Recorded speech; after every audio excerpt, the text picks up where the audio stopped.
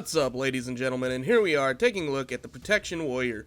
Absolutely fantastic for the simple fact that it's still very high on the mobility, but it also has a great damage output, non-stop damage reduction all the way through and through. It's like having an old school discipline raised right in your pocket with Ignore Pain, and just any type of damage that comes at you, you basically have a very solid counter for it. Let's start this off with the abilities.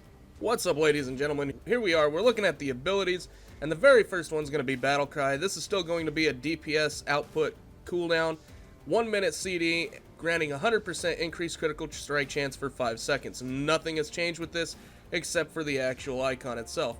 Berserker Rage is still here. It's going to remove and grant immunity to fear, sap, and incapacitate effects for 6 seconds. That's on a 1 minute cooldown also. Demoralizing Shout. It's instant 1.5 minute cooldown. Basically, this is going to demoralize all the enemies within 10 yards, reducing the damage they do to you by 20% for 8 seconds. Just a solid AoE damage reduction. Feels very nice, 1.5 minute cooldown, and the artifact and talents do end up playing into this ability here and there. Devastate, still going to be your main filler spell, but it's a direct strike dealing a decent amount of physical damage, but it does have a 30% chance to reset the remaining cooldown on Shield Slam. Still on the lower end of the priority, but it still does very well. Focused Rage, now if you've got too much rage and you need to end up doing a rage dump, possibly to increase some damage, or even while leveling, this worked out pretty decent. 30 Rage, it is on a very low cooldown. Focus your rage on your next Shield Slam, increasing its damage by 50%, stacking up to 3 times, unaffected by the global cooldown. The only time I used this was during a soloing situation where I wasn't taking any damage. Other than that, in a normal group, not as often. Heroic Leap, instant 45-second cooldown, leap through the air. We all know this one. Basically what you're looking at with this is generalized, wrong button, but there you go. And you end up flying through the air, and then you can come back into it with a charge, or in this situation, Intercept is actually the new charge ability, and we'll go over that here in a few seconds also. So here we are looking at Heroic Throw. Nothing's changed with this. You're still going to end up just throwing your weapon at the target. No change. The only thing is, I believe it does have a cooldown on live. This is just basically like old school throw. Ignore Pain. Probably the main damage reduction that you'll end up using on a prot warrior. It's very awesome to end up seeing this, but it's as a tooltip is read because it's kind of neat. Fight through the pain, ignoring 90% of up to the next 289,000 damage you end up taking from any source based on rage spent. So this will use 20 to 60 rage, and depending on how much you end up using, we'll go ahead and jump in there real quick and build up, and we'll kind of get the shield out there so you can see the buff. Once we get it built up, that's the main key. Alright, so we're using 55 on the Ignore Pain. Now, what you'll end up seeing is Renewed Fury, there it is, Ignore Pain. So, the number at the bottom, that 289,000, if I would have used a full 60, but 90% of the damage is reduced. It's not a full shielding, you still take some damage off of it, but over that damage right there, you're not going to end up seeing a whole hell of a lot. It is a great damage mitigation. They want you to still end up taking some damage, and I'm guessing that's for the rage generation, because you do end up building rage as you end up getting attacked again. A little bit on the different side, but one of the main key factors that you're looking at with this ability is not only are you still taking damage, you aren't completely losing it, but you're still taking a little bit of damage for rage generation. It's also building a very solid shield to where if you end up getting hit, you won't really notice any damage being affected at all. Great piece that they've added in here, and even though it is a little on the weird side in the actual tooltip itself, that 289,000 damage is going to be if you use a full 60 rage, and then you're still going to ignore 90% of the damage. So most of the damage is gone, but there's still enough there to help you build rage. Seems a little confusing, but it plays into the spec nicely for rage generation. Intercept, it's instant 15-second recharge. You have 2 charges of this baseline. It's still going to generate 20 rage. It's going to act like a normal charge if you end up targeting an enemy, or if you target a friendly, it'll end up acting as Intercept does on live, to where it's going to intercept the next melee or range attack against that ally within 10 seconds. Really, this is a pretty solid piece, but you do have to remain within 10 yards of that target for the intercept to work on them. Interesting mechanic on this. I like the fact that they put it baseline and they basically built both of them into one button, so the button bloat is cut in half. Real nice ability. Last stand works the same as on live. 3-minute cooldown, increases your health by 30% for 15 seconds. So if you know you're going to get blasted by a really large ability, as you can see, there it is, really a solid defensive cooldown for larger numbers, or getting hit by larger numbers, I should say. Just a big health increase, but that is going to play nicely into the way that this expansion feels to be running. Neltharion's Fury, enter a defensive posture, critically blocking all attacks, while a stream of Shadow Flame erupts.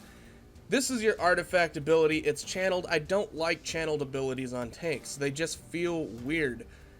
This might just be me, but they do feel weird.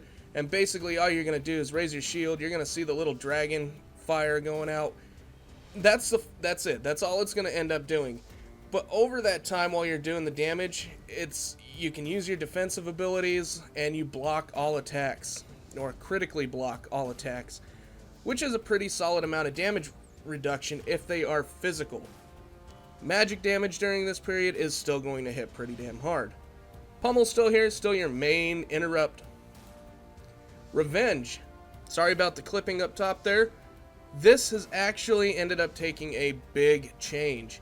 It generates 5 rage. Your successful dodges and parries reset the remaining cooldown on Revenge up to once per every 3 seconds. So it does have a 3-second internal cooldown on the reset. But instead of it being just a cleave that hits the mob or the next one, or however many it would end up hitting before, what this is going to end up doing is it's actually a cone ability. So you're going to hit it, and it's not even going to show anything. That's just the way it goes. It doesn't seem to want to... Let's see if it'll actually show an animation. It doesn't even show an animation anymore. I believe they had an animation that was built on this to begin with. It might just be disabled for the time being until they get something fixed with it. But there's nothing on it. You're just going to end up seeing the damage. Nothing too spectacular in that department. Shield block is still here. Raise your shield, blocking every melee attack against you for 6 seconds. These blocks can be critical blocks. Increases shield slam damage by 60% while active. Now, you start off with 2 charges with this, 14.3 second recharge. This is still probably one of the best physical defense cooldowns there is because of the shield, especially on fast hitting bosses or a bunch of mobs that are hitting you real quickly, as long as it's physical. If it's magical, a little bit different, but we do have a little buffer on that. But shield block and ignore pain mixed together turns us into a physical damaging monster. Shield slam, instant, 8.59 second cooldown.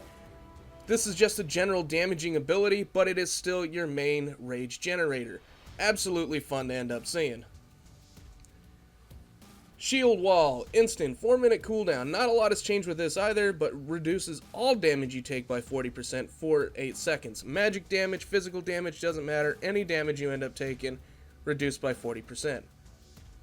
Shockwave, this is a talent, we'll go over that later. Spell reflection, huge changes from live till now.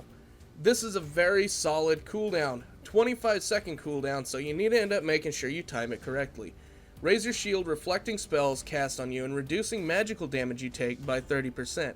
Last 5 seconds or until a spell is reflected. So if you know the difference between live just reflects a spell. This is actually going to have a damage reduction that's built into it.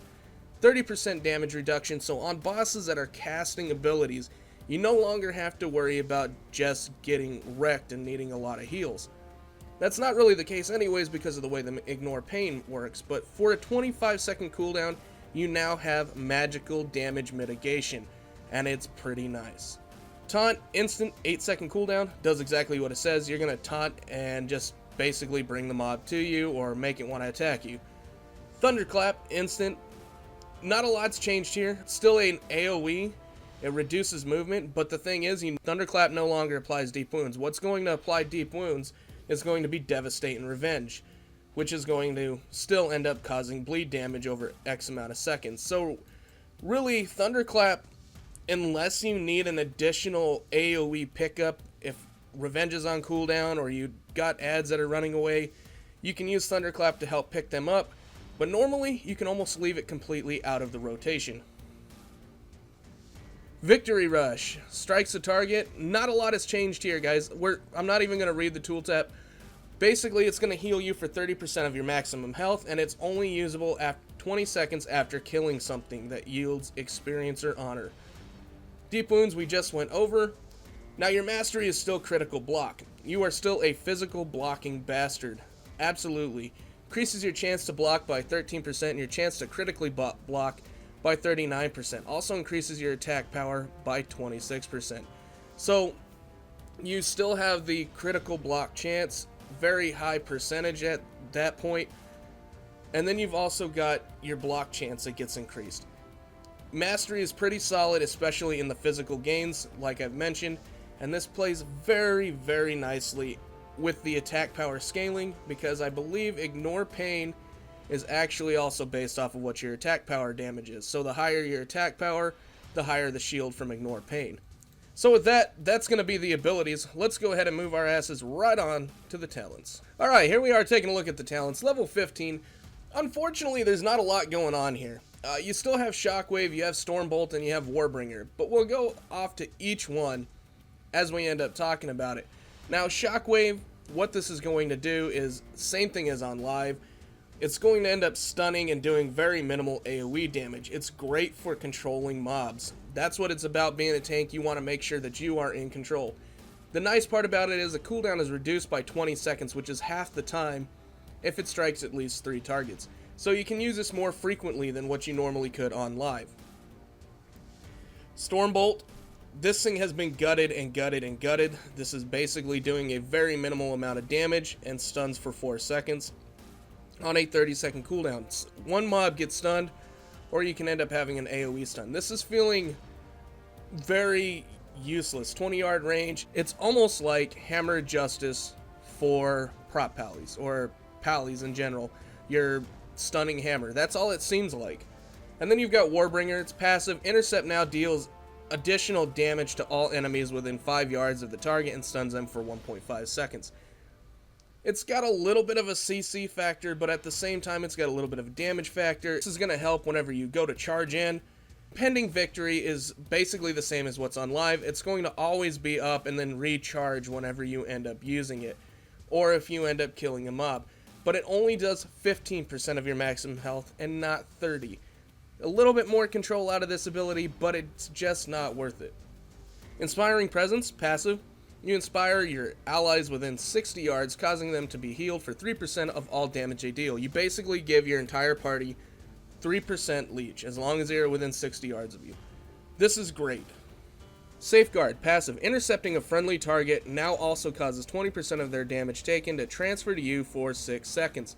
This is going to be an awesome deal for like off-tanking or something, to where you can end up using your intercept more defensively than anything else as like another external cooldown. You can intercept the other tank, take some of that damage so they can be buffered up a bit over a 6-second period.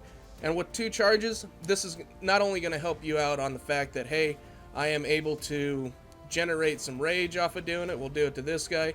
Okay, you're going to generate rage, but it's also going to end up allowing you, for the next 6 seconds, to take the damage that this guy's going to end up taking. Pretty solid abilities. Renewed Fury, it's passive. Ignore Pain also enrages you, increasing all damage you deal by 10% for 6 seconds. This was great for pooling up rage. Basically, I would pool up rage, I'd end up hitting shield block, Ignore Pain, and then a shield slam. And the shield slam would do a ton of extra damage, just because of the way that the mechanics end up playing into it. Ultimatum, passive. Your shield slam critical strikes causes your next focus rage to cost no rage. Basically what this would end up doing is, if you crit with shield slam, this would give you a proc to where you can end up using focus rage and increase the next shield slam by 50%. And really didn't seem that interesting. Avatar, nothing's changed here. It's just a damage cooldown and removes all roots and snares. That's it. 1.5 minute cooldown. It looks really good still, but other than that, nothing special about this ability at all. Level 60, Crackling Thunder. Increase the radius of Thunderclap by 100%. Warlord's Challenge. While Berserker Rage is active, you may use Taunt with no cooldown, and taunted enemies move 50% faster towards you. Just a really interesting ability if you need to end up taunting a bunch of different ads. Berserker Rage being on a 1 minute cooldown, it kind of plays real interesting back and forth. Every 1 minute you can just taunt like crazy if you need to. Bounding Stride, passive, reduces the cooldown on Heroic Leap by 15 seconds, and Heroic Leap now also increases your run speed by 70% for 3 seconds. This is just going to give you a shit ton more mobility. Level 75, Best Served Cold. Revenge generates 2 additional rage for each target that it hits. Rage really wasn't a problem. Like I said, with the way that Ignore Pain's been kind of changed and a few little differences, this is actually not too big of an issue if you're pooling. Now, if you're wanting to end up going to where you're using more focused rage, then yeah, obviously you're going to be a little bit more strapped with actual rage generation because you're basically dumping 30 rage into another ability every few seconds. Never Surrender, passive, Ignore Pain will ignore up to 100% more damage based on your missing health. Now, the way that this actually works is normally it's sitting at like 289,000. It puts it on a scale, or at least at this level it's 289,000. Yeah, 289,371 damage. Now what this will do is it'll actually put it on a scaling partition, so what you're looking at is it'll actually reduce it a little bit at level or at 100% health, and as you end up progressively going down, it'll make it to where it goes from, let's say it's like 231 it starts off at, it'll go 289, and then it'll end up going further and further. So the lower down on your health bar you are, the more the actual shield will become. It really was I'm at a loss for this one because it really didn't seem to be that great currently. It'll probably get better later on down the road in a survival or death kind of situation in Mythic Plus and raids. But currently, Indomitable is what I ended up taking. Increases your maximum health by 25% and a maximum effect of Ignore Pain by 25%. So that's why initially this will end up going down a bit more. This gives you more of a shield, and it also gives you a higher health pool than normal.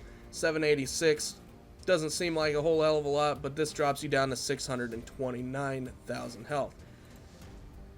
They've really emphasized a lot on the higher health being a safer bet to end up going with in damage, just because of the way that the damage is working. You're not supposed to be full all the time, but at the same time you're not wanting to be able to take those larger hits, or you want to be able to take those larger hits and survive. Vengeance, passive, Ignore Pain reduces the rage cost of your next focused rage by 50%, and focused rage reduces the rage cost of your next Ignore Pain by 50%. So here's a wax and wane ability. Basically, if you want to end up using Ignore Pain, it'll reduce focused rage by 50%, so on and so forth. So you go back and forth. It's a way of reducing rage and also building up a different gameplay. If you wanted to end up increasing your shield slam damage and constantly use some rage, it just basically, if you use one of these abilities, the other one's going to be reduced. Into the Fray, it's passive. You gain 3% haste for each enemy within 10 yards, up to 5 enemies. This may not seem like a lot, but if you've got 5 enemies that are around you, that's 15% increased haste. That means a lot of your abilities are going to be on cooldown a lot faster. Shield Slam's reduced by haste, Revenge is reduced by haste, Thunderclap's reduced by haste, Shield Block, all of these different abilities are reduced by haste that this will end up helping out with. So if you're having to tank a bunch of mobs, this is just great to end up seeing. Booming Voice, Demoralizing Shout also generates 50 rage and increases damage you deal to affected targets by 20%.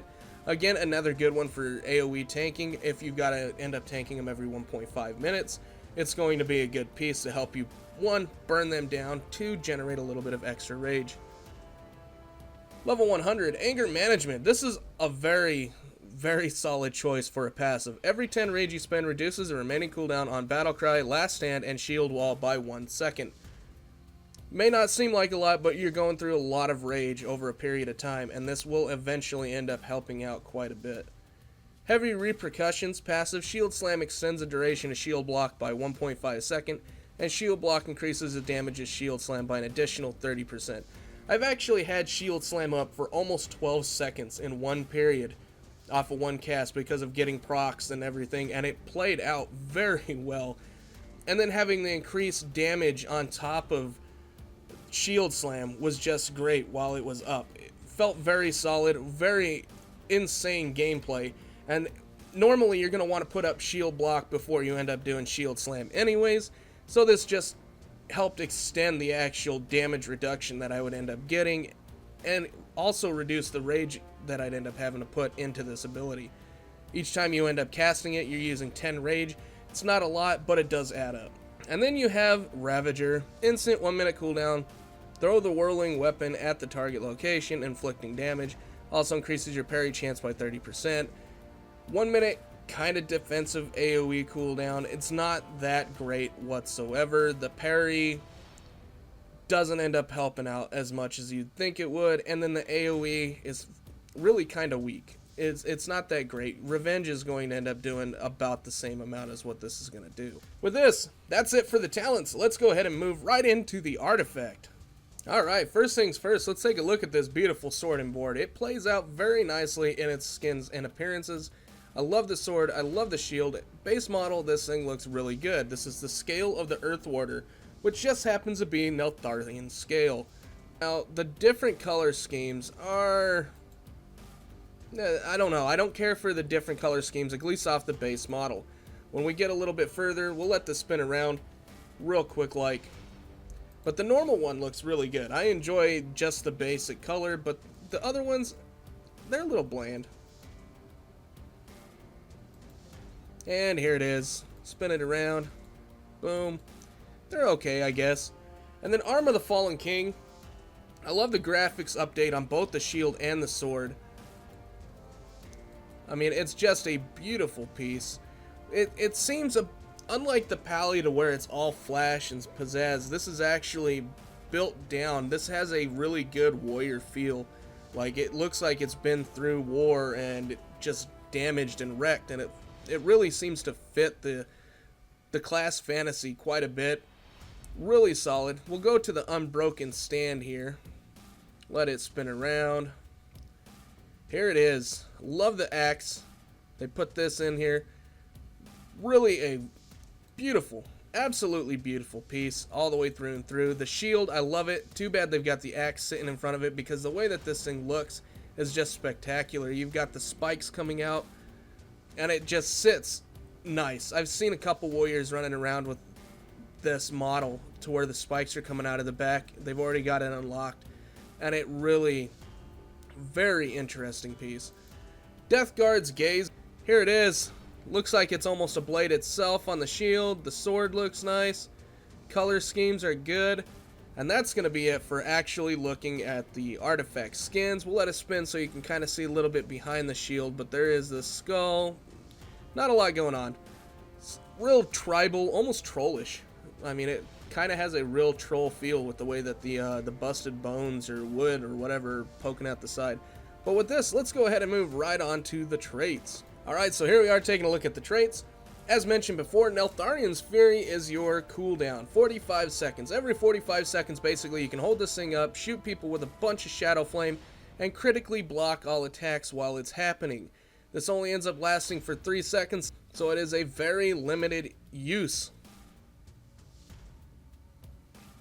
Strength of the Earth aspect increases damage dealt by Devastate by 15%. This is what you get right outside the door. The very next thing is going to be Rage of the Fallen, rank 03, increases damage dealt by Revenge by 3, 6, or 10%. Yes, damage increase. Vertical Shield Training, rank 03, increases armor by 3, 6, or 10%. Now that's pretty solid. Even more physical damage reduction on a very high physical damage tank already. Will to Survive, rank 0 of 3. Last stand increases your health by an additional 10, 20, or 30%. So not only are you going to get the 30% normally, it can be 40, 50, or 60%. Very solid on burst periods. 1.5 minute cooldown on that bad boy, or I'm sorry, 3 minute cooldown. 1.5 minutes on Devastating Shout. Demoralizing Shout. But that 10, 20, or 30% really is going to fit solid. Toughness, rank 0 of 3, increases stamina by 3, 6, or 10%. Again, the higher the health pool, the better it feels currently in a tanking situation. This may end up changing stat priority just a little bit later on, but currently, health is very important. I mean, these large hitting abilities, the more health you end up having, the easier chance you have of just skating right through. Rumbling Voice, rank 0-1, increases duration and radius of demoralizing shout by 50%. So again, it's going to play some more into demoralizing shout and where your build may end up going with this, but it's going to increase the duration and radius, so what you're looking at, 50%.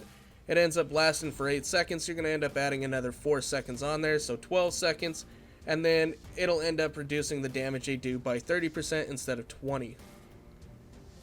Might of the Verkle, Shield Slam and Revenge generate 50% increased rage during Demoralizing Shout.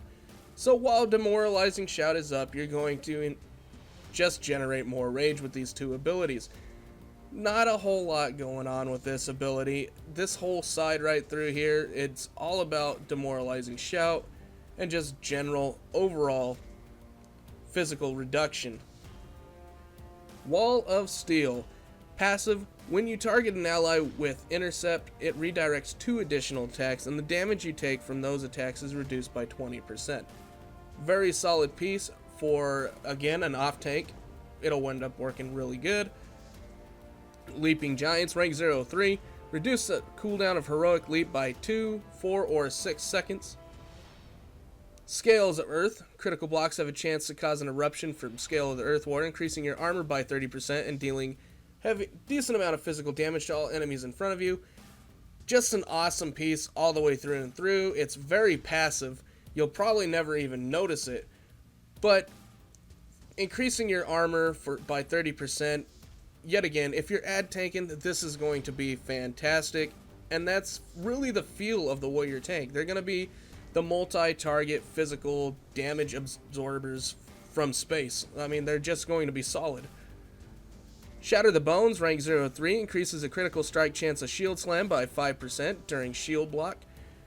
This will play into some of your talents also, depending on your talent choice, and it's going to increase, your critical strike chance by 5% on Shield Slam during shield block. Most of the time you're going to be using Shield Slam during shield block anyways. That's just the way it seems to time out. Intolerance, rank 0-3, increase maximum rage by 10, 20, or 30. Thunder Crash, rank 0-3, increase damage dealt by Thunderclap by 10, 20, or 30%. Good little AoE damage. Reflective Plating, rank 0-1, Spell Reflect now reflects an unlimited number of spells during its duration. This is going to be awesome. Now you can kind of see where this side's going. It's still working on AoE, but this is going to be more for your spell damage reduction and not your physical. Spell Reflect, having an unlimited number of spells, or reflecting an unlimited number of spells for its duration. Basically what you're looking at is every 25 seconds, if timed right, you're looking at Spell Reflect. Over the 5 seconds it's doing, reflecting back all spells. This is going to be insane. And you're still going to get the spell reduction if one of them is not reflectable. Either way, it's win-win with this ability. We'll go to the next one. Dragon Skin 0-3, increase total damage ignored by Ignore Pain by 2, 4, or 6%. Again, this is also going to help on the magic side. Ignore Pain is going to be your magic buffer already, just like the old shield block with a little bit of a change. But it's, or not shield block, but shield barrier. But this is still, again, this is going to be your magic reduction side. And then Dragon Scales. Blocking an attack has a chance to increase the total damage ignored by your next Ignore Pain by 60%. You can kind of see where this is going. Alright. Generalize, if you're going the way of an off tank, you'll want to end up trying to get to the middle. If you're looking for physical reduction, you're going to go to the left, which you're already very solid on physical reduction. If you're looking for a little bit more magic pain and ignore pain abilities, what you're looking at is going off to the right side. Very solid all the way through and through. It has some great choices on this artifact compared to some, to where it's all about damage gains or this or that. This is actually giving you a choice of which way you want to end up going. And if really, I'm seeing more raid tanks probably going this way first, just for the simple fact, again, physical side, you are already high up on the edge. as to where this is going to help you buffer out in that magic side that we are a little bit weak on. So here's the artifact. Let's go ahead and take a look at the actual gameplay. Boom, pow, crash, smash! Ah, my legs. Oh, man. Oh, it was me. Alright, enough of that shit. So what are we looking at here? We're looking at the Prot Warrior. We're looking at the gameplay. And where does this thing really end up going? What's it got that most don't? Well, the first part that I'll end up mentioning is its amount of mobility. With Heroic Leap and Intercept, this thing can be anywhere it needs to be. It can be at the mobs that are way away from the group. It can intercept and go to the group. It can use Heroic Leap and jump away from every fucking thing. Doesn't matter, this thing can get there. Now, they do have a little bit of a cooldown period, but obviously that's going to be the fact for everybody. Very solid on its mobility, though. It can get to wherever the hell it needs to be quickly. The other thing is, it does have a good array of cooldowns, long-term cooldowns. We're not going to say the short-term mitigation ones quite yet. So, what do we have? We have Demoralizing Shout, we have Last Stand, and we have Shield Wall as your main cooldowns. Now, with these main cooldowns, the best one is obviously going to be a 4-minute cooldown, and that's going to be Shield Wall. It's going to reduce all damage you take by 40% for 8 seconds. Over this 8 seconds, all damage you end up taking, magic damage, physical, this is a great overall cooldown, and it's going to reduce it by 40%. That seems a little low compared to some, but it ends up working just fine for this style of tank. Last Stand, instant, 3-minute cooldown. Yet again, what is this going to do? This is going to increase your health, allowing those bigger blasts that would normally end up killing you not stand a chance. 30% increased health is going to be a very good buffer zone. And after that 15 seconds, the nice part is, it's going to readjust your health to the percentage of health where it's at, and not the actual amount of health that you've got. Plays out very nice. It's good at absorbing larger damage abilities. Demoralizing Shout. This is going to be great for mass tanking, AoE tanking, 1.5 minute cooldown, and it's just going to reduce the damage anything within 10 yards does you by 20% for 8 seconds. These play out wonderfully. Now, next part that we're looking at is your active mitigations. We're going to go over the active mitigations, and we'll get into the actual damaging abilities. Ignore Pain. This is a very solid piece to try and keep up as much as possible, especially if you know you're going to be taking a large amount of damage. Why? Because it's a shield, but it's a shield that allows you to still take damage, so you end up building up rage. Rage doesn't matter on how much damage you're really taking as much as it matters of you just taking damage. Very solid piece. And it's like having a WAD Discipline Priest in your pocket. 20 to 60 rage, huge shield, just works great. Then you have Shield Block. Physical, yes, physical damage reduction. It's going to just allow you to end up blocking every attack for 6 seconds, and they can also be critical blocks. So any physical damage that comes after you during this time is just going to be block, block, block, block, block, as long as it's physical. If it's a caster, it's not going to do anything. So this is where we're starting to get into the actual thought transition, okay? Do I have casters in the group? Yeah. Ignore Pain's probably going to be the better way to end up going because I have caster and physical in there. A little bit more shield. If I've got enough, we'll throw a shield block out there to help reduce that physical side also, but we want to make sure that Ignore Pain is being timed on those spell abilities that can't be interrupted. Just a little thought process. And then we've also got Spell Reflection. 25-second cooldown. It will reflect spells, and if it reflects a spell, it'll end up canceling itself. Still, nothing's changed with that. But with it reducing magical damage you take by 30% and lasting 5 seconds, on certain boss fights to where you cannot reflect their spells, this is going to help you survive. 30% magical damage, this is another piece that you're thinking about while you're playing. So, if you're not needing that great big cooldown, but you need to reduce the damage you're taking, Spell Reflection is going to be a great option no matter what. Even if you do reflect a giant spell like Chaos Bolt from the mobs in the Archway, they hit extremely hard. If you end up using this, that's going to be one that you're not taking, but they are. Just a very good solid gameplay choice out of Spell Reflection. So you have Spell Reflection, Ignore Pain, and shield block as your active mitigations that you're going to constantly think about. Very solid pieces, very enjoyable, and it does keep your mind going on how you want to play this. Now we'll get into some of the physical abilities. So what are we looking at physical ability? Shield Slam is still here. It's going to be one of your main rage generator. Getting punched in the face, Shield Slam, and Revenge are your rage generators. So Revenge is also going to be there. It's going to be your main AoE ability. The nice part about this is, successful dodges and parries will reset the remaining cooldown on Revenge with a 3-second internal cooldown, guys. Every 3 seconds is when this can end up happening.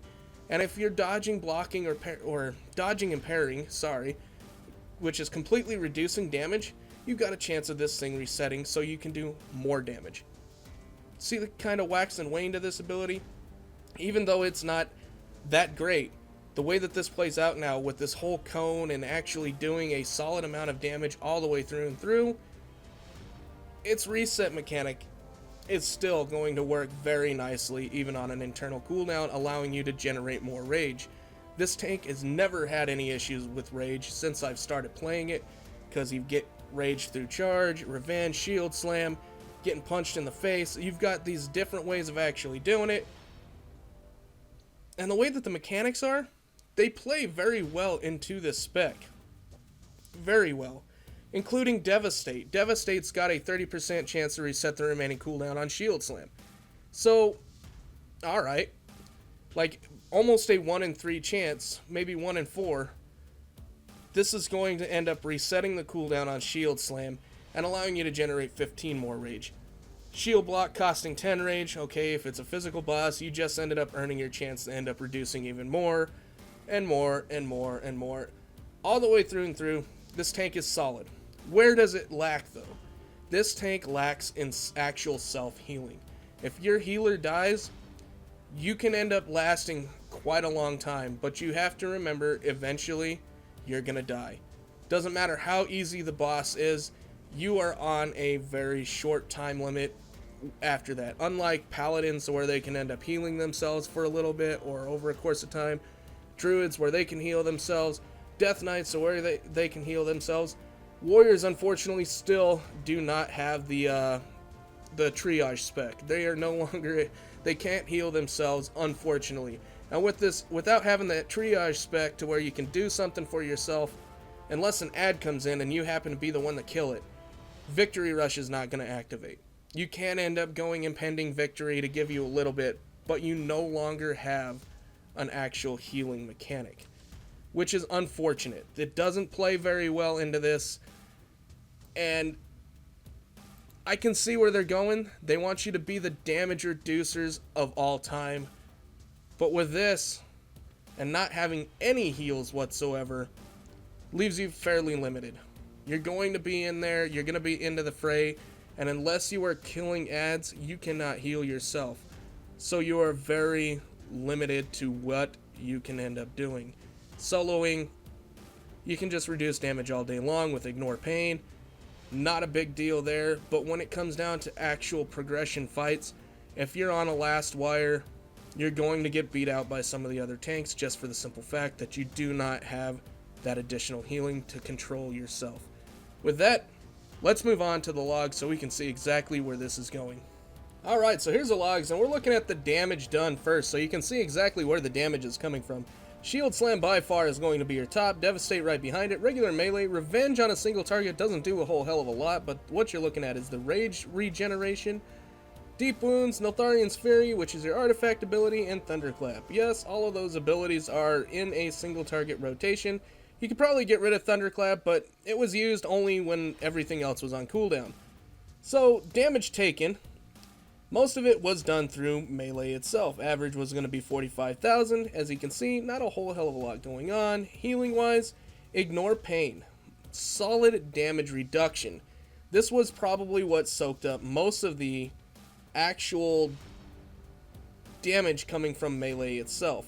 As you can see, Ignore Pain, Ignore Pain, Ignore Pain, damage taken. If you look at the spikes, this is going to be the areas where Ignore Pain took over and I wasn't actually blocking. Every single one of them. So where was I in this actual healing done? Let's take a look. I want to... Boom, there you go. Not very far underneath where the actual monk was at. A lot of the monk's damage was, or the actual healing was Vivify. Solid amount there. GG. I was the top that they were healed by, but I was also healing myself for a very large amount. Overall healing, though, you can see not a lot going on. We're going to end up pulling me back up, and we're going to look at resources. Health, going all the way through and through. At the very end, the monk was just damaging. You'll look at the damage taken. It does get a bit more spiky because Feed on the Weak is there. He ended up hitting me with that ability, and I could not absorb it. So just solid amounts of damage going through on this fight anyways, but it's all tank damage unless someone else gets hit. So resources, again, here we have that. Now I want to look at one other thing for you. Instead of hit points, we're going to look at rage. Here's the rage and where it's coming from. Alright, Shield Slam is going to be your main rage generator. Then your other is going to be generate rage based on damage you take. So if you're taking damage, this is the main thing about this spec. You have to end up taking damage again to end up building rage. You can see how much is actually building up through here, but it was by far, Shield Slam ended up taking over with 195 rage gen. Regular rage generation from damage was 111, and then revenge at 50. Now we're gonna take a look real quick on Dressarian. Alright, Intercept ended up building up some because we did have some extra adds, but damage taken all the way through and through. As you can see, it's going to be melee, couple other different items. Healing, Ignore Pain, very solid yet again. Victory Rush because I did end up killing a few of the adds. So with that, let's take a look. Revenge takes the cake. And the reason for that is because of the whelplings that ended up getting spawned during this. Revenge does a ton of damage in an AoE situation. Shield Slam, right there behind it. Devastate, Melee, Deep Wounds. All of this is going to be very solid in its actual damage when in an AoE or cleave fight situation, which Dressarian is actually the dragon in the Darkheart Thicket dungeon, which it does end up having some adds come in, but not a whole hell of a lot. So where does this change your resources? Again, without having self-healing, you are going to notice that you're up and down on your actual health. But using Ignore Pain, alright, Ignore Pain is going to be right through these large areas. When using it, it helps absorb a ton of damage, an absolute ton. And it helps out so much. Now, again, you're going to see the monk on top here again, but that's because it was healing itself this time. Alright, it ended up getting the adds. That's why it's way up here on the actual healing. Overall, not a lot of damage personally, especially in an ad tank situation. And that's where this thing's really going to take off. Prot Warriors are going to more than likely be the best out of all classes for actual ad tanking. And the reason for it is most of your ads aren't really casters anyways. They're all going to be physical, and you can take a ton of them. And you can reduce your damage by so much through Ignore Pain and Shield Block to where it's going to help out quite a bit. They're feeling like a very solid off tank more than anything else, but they do have the capability and the artifact power to where you'll be able to switch that rollover and do more caster situations and just end up helping yourself overall. Very solid tank, very enjoyable, and with this, guys, I hope you got the information that you were looking for out of this. A lot of different things to really end up playing into the factors, but this is just a solid tank all in all, especially in a physical multi-target situation. As always, guys, hope you enjoyed yourself, and thanks for watching.